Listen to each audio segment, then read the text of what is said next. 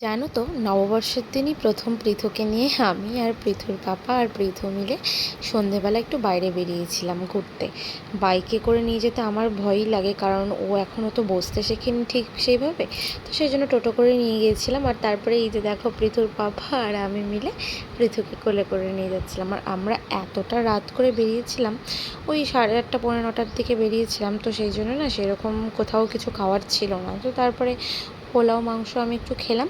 খাওয়ার পরে এই যে আমার ননদিনী রিমের সঙ্গে দেখা হয়ে গিয়েছিল, তো ওর সাথে একটু এসেছিলাম। এই যে গণেশ পুজোর ওখানে খিচুড়ি দিচ্ছে শুনে খিচুড়ি নিতে, কিন্তু এসে দেখি যে না, খিচুড়ি দেওয়াও শেষ, মানে অনেকটাই রাত হয়ে গিয়েছিল।